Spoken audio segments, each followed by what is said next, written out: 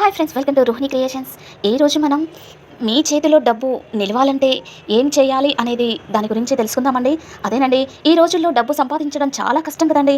అయితే కొంతమంది మాత్రం ఎంత డబ్బులు వచ్చినా చేతిలో నిలవవు. అలాగే మరికొందరు తక్కువ ఆదాయం వచ్చినప్పటికీ ఎటువంటి ఆర్థిక ఇబ్బందులు లేకుండా ఆనందంగా జీవిస్తూ ఉంటారు. పెద్దగా ఖర్చులు తగ్గించినా కూడా ఏదో ఒక రూపంలో డబ్బు అయిపోతూ ఉంటుంది అని ఖర్చులు వారిని ఆర్థికంగా ఎప్పటికప్పుడు కృంగదీస్తూ ఉంటుంటాయండి. ఎన్ని లక్షలు వచ్చినా వారికి ఇంట్లో డబ్బు నిలవదు. వాస్తుశాస్త్ర ప్రకారం ఆర్థికంగా వ్యక్తి కృంగిపోతూ ఉంటున్నాడు అంటే అందుకు అనేక కారణాలు ఉంటాయి.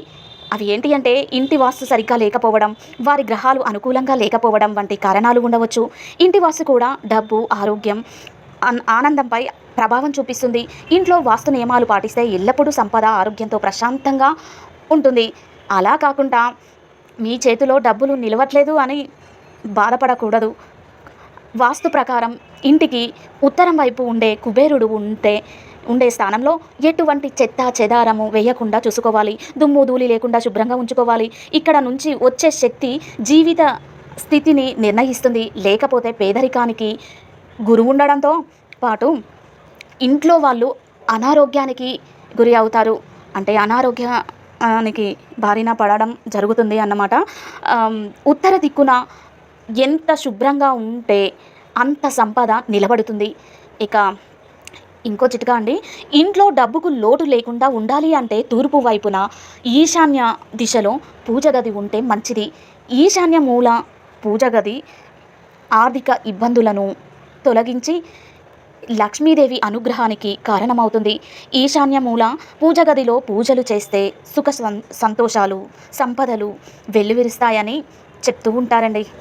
ఇక ఇంకో చిట్కా చూస్తే, మీ ఇంట్లో ఉండే కుళాయి నుండి నీళ్లు లీక్ అవుతూ ఉంటే వెంటనే దాన్ని రిపేర్ చేయించండి. అలా నీళ్లు ఎలాగైతే లీక్ అవుతూ ఉంటాయో, చేయించకుంటే లీక్ అవుతూ ఉంటాయి కదండి, అలా లీక్ అవుతాయో అదేవిధంగా ఆదాయం కూడా అలాగే బయటకు వెళ్ళిపోతుందని వాస్తుశాస్త్రం చెబుతుంది. ఇంకా చాలామంది ఇళ్లలో చెత్తను లేదంటే పగిలిపోయిన లేదా విరిగిపోయిన వస్తువులను అలాగే ఉంటూ ఉంటారు. అయితే అలాంటి వస్తువులు ఇంట్లో ఉంటే వెంటనే ఇంట్లో నుండి బయటకు తీసేయండి. అవి ఉంటే మంచి జరగదు. ఇక ఇంట్లో బెడ్రూమ్ దగ్గర ఇనుప వస్తువులను కానీ, ఇనుప కడ్డీని కానీ ఉంచడం వల్ల మంచి లాభం కలుగుతుందండి. బెడ్రూము ఎంట్రన్స్ ఎదురుగా గోడకు ఎడమవైపు ఇలా ఇనుప కడ్డీ లేదంటే ఇనుప వస్తువులను వేలాడదీస్తే మంచిది. అలా చేయడం వల్ల మనకు డబ్బు నిలుస్తుంది. ఇక మీ ఇంట్లో ధనం నిలవాలంటే ధనాన్ని మూలమైన లక్ష్మీదేవి చిత్రపటాన్ని ఉంచుకోవాలి. అయితే లక్ష్మీదేవి చిత్రపటంలో లక్ష్మీదేవి డబ్బు, నగలతో కలకలలాడుతూ ఉండాలి. మరి ఇంకా లక్ష్మీదేవిని బియ్యంతో పూజ చేసిన బియ్యాన్ని కొంచెం మీ దగ్గర ఉంచుకోవాలి. దీనితో ఏమైనా ఆర్థిక సమస్యలు ఉంటే తొలగిపోతాయి.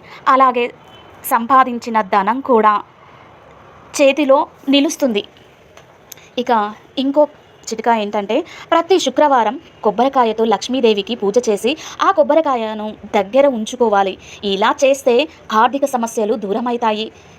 ఇంకొక చిట్కా ఏంటంటే, ఇంట్లో తెల్లటి ఈశ్వరి మొక్కను నాటడం చాలా శుభప్రదంగా పరిగణించబడుతున్నదండి.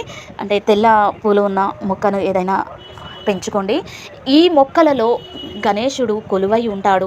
ఈశ్వరి మొక్క అనేది వేరే ఉంటుంది. అది దొరకని పక్షంలో వైట్ కలర్లో ఉన్న పూలని పెంచుకోండి. అంతేకాకుండా ఈ మొక్క శివునికి ఎంతో ప్రీతికరమైనది. దీన్ని ఇంట్లో నాటడం వల్ల ఆర్థిక స్థితి బలపడుతుంది. ఇక్కడ ఈశ్వరి మొక్కనే కాదండి, వైట్ కలర్లో ఉన్న తెల్లగా ఉండే శంకు పూలను కూడా నాటవచ్చు. ఆ శంకు పువ్వుల వల్ల ఆర్థిక స్థితి బలపడుతుంది. ఇక ఇంకొక చిట్కా చూస్తే, విష్ణు అవతారంగా భావించే శాలిగ్రామాన్ని ఇంట్లో ఉంచుకోవడం చాలా శుభప్రదంగా భావిస్తారు.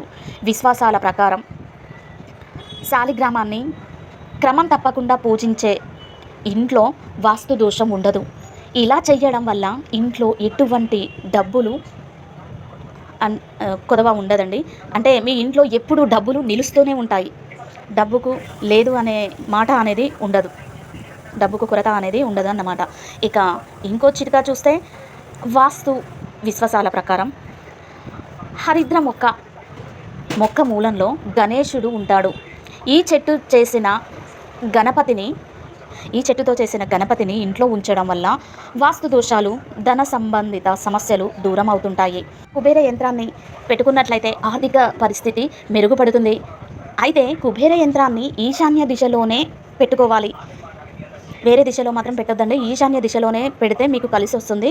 ఇక ఇంకో చిట్కాలోకి వస్తే నైరుతి దిశలో మాత్రం బీరువాలు, లాకర్లు ఉంచుకోవాలండి. అప్పుడే డబ్బుకు కొదవ లేకుండా ఉంటుందని శాస్త్రం చెబుతుంది. ఇక ఆగ్నేయ దిశ అనేది అగ్ని ప్రదేశం. చాలామంది ఇళ్లపై వాటర్ ట్యాంకులను ఆగ్నేయ దిశలో తెలియక ఉంచుతుంటారు. అగ్నిస్థానంలో నీటిని ఉంచినప్పుడు జీవితంలో ప్రతికూల శక్తులు ఏర్పడతాయి. దీనివల్ల ప్రతికూల శక్తులు ఏర్పడి వ్యక్తులు ఆర్థికంగా ఇబ్బందులను, ఇంట్లో తరచూ కుటుంబ సభ్యుల మధ్య ఘర్షణలు వస్తూ ఉంటాయి. వాటర్ ట్యాంకును నైరుతి దిశలో నిర్మించుకుంటే చాలా మంచిది. Thank you for watching. ఇలాంటి వీడియోస్ ఇంకా కావాలి అంటే ఈ ఛానల్ని లైక్ చేయండి, షేర్ చేయండి, సబ్స్క్రైబ్ చేయండి.